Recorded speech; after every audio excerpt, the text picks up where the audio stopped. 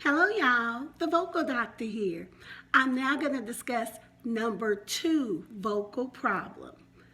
It's your request. Number 2 vocal problem is called nasal tone.